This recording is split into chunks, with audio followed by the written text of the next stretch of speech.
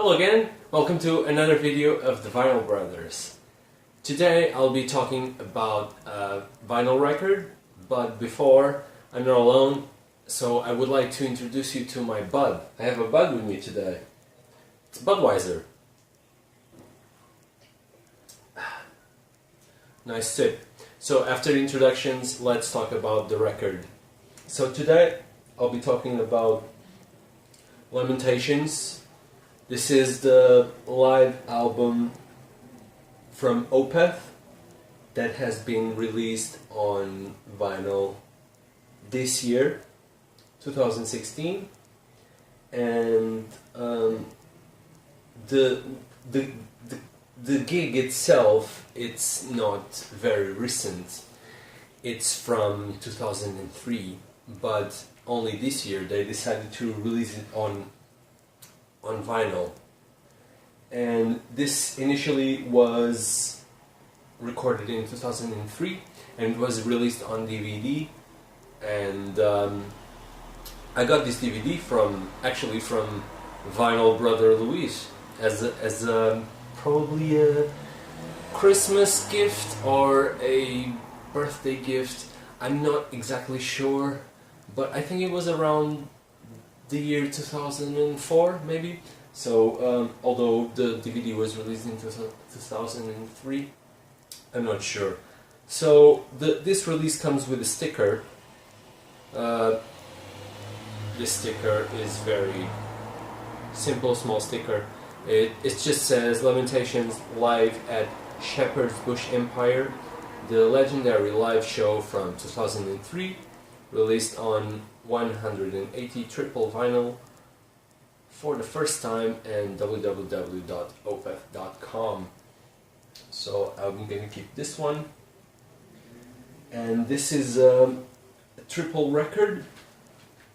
The cover is the front cover, at least, is different from the original DVD, and this one seems to have some sort of seems like a ghost outside a window, but at the same time it seems like there are some rocks or something in the air, so it could be like rocks shattering the window, through the window, and I'm not sure what's going to happen. But on the back cover we have seems to be a face of a child with a tear, so it could be possibly terrified by this seemingly evil creature. So if we take out the inner sleeves, first of all, actually, we can see clearly there is a separation or a division of the set. The first half of the set is more of the slower stuff, and the second half is the heavier stuff. So if you guys remember, this live release happened, I want to say, the year after, what is it called? Damnation and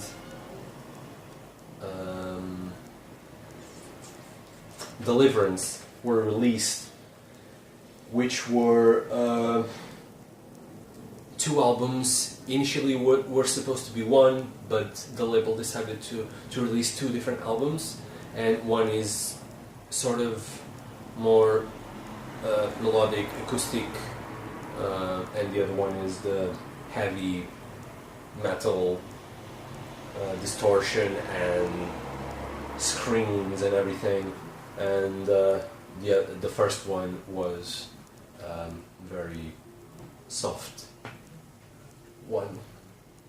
So looking at the inner sleeves, I have the first record is in my turntable, so we can see on the first side we have a picture of Michael Ackerfeld,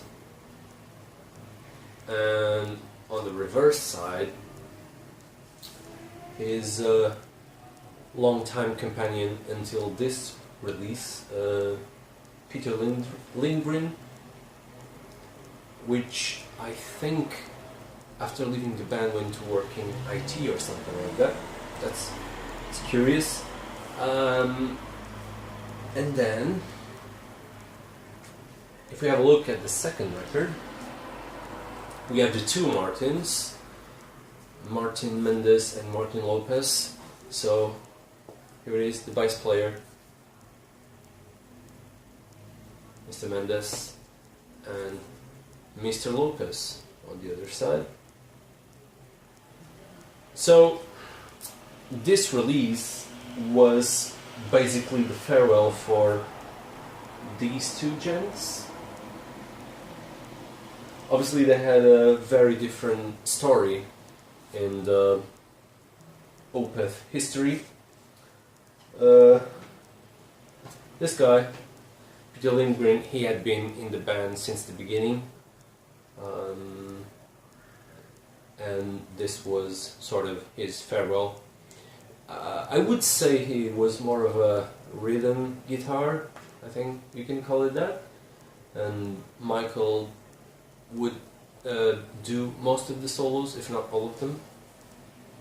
And that of course changed with the more recent formation, where Michael doesn't do most of the solos anymore. And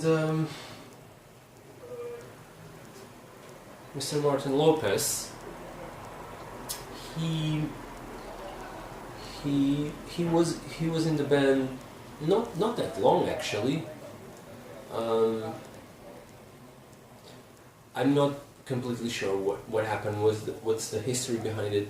I remember reading somewhere that he had some fears of flying, so initially I thought he left the band because he couldn't cope with all the touring and all the traveling that they had to do.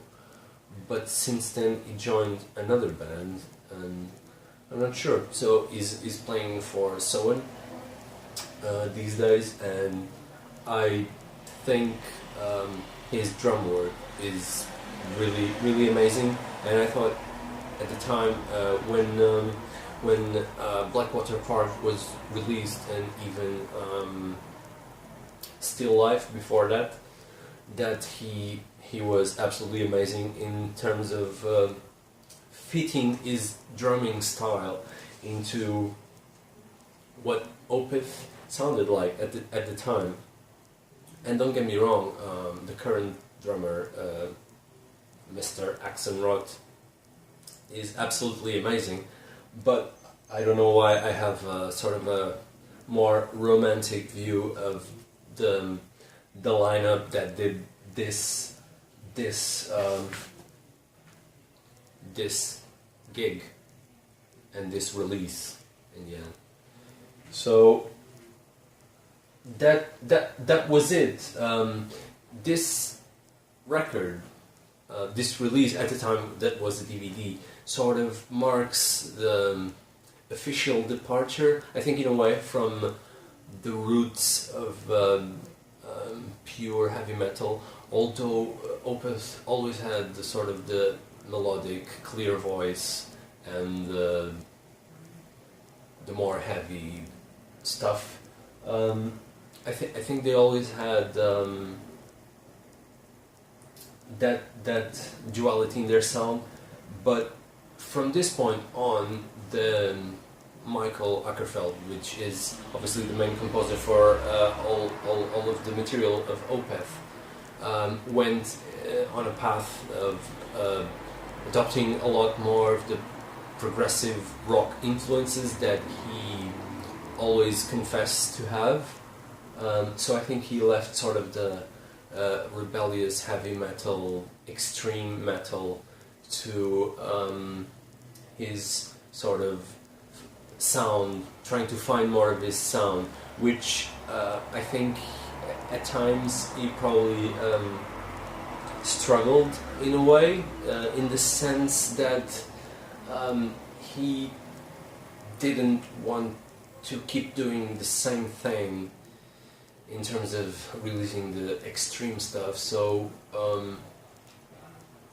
the evolution of Opeth recently has been quite obvious in the prog rock direction, and it will be interesting to see how they will adjust their sets live, because I mean, as they release more and more albums, and obviously the first track for The Sorceress was already released, and again it's very prog rock influence, although I would say it's still quite heavy, but I don't know what they're gonna do with their, you know, all the material.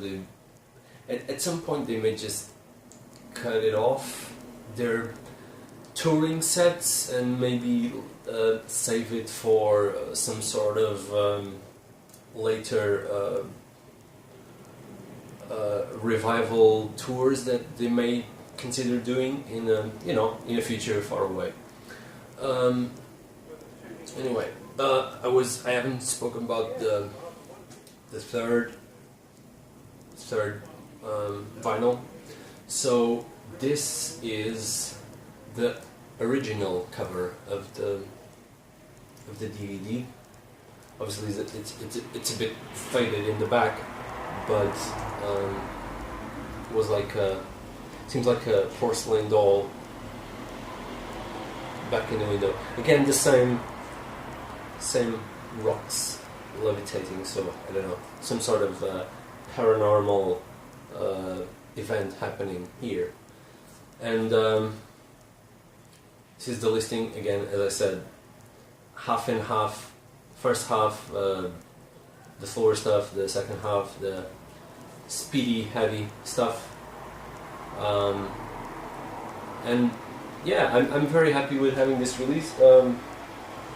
Obviously, it's a live album. It doesn't add as much as original albums, but it's a great record to have, because it was obviously I was familiar with it, having the DVD previously, and it was sort of an historical document, because it marked the transition. At least that's how I see it, and it's the farewell for the lineup that did Blackwater Park, which is still my favorite album from Opeth. So again, I'm gonna be listening to this record for a while here with my bud. Obviously, I'll continue to sip on my bud, and I'll catch you guys soon with a brand new video. So subscribe to our channel, please like and leave comments if you would like to. Thank you.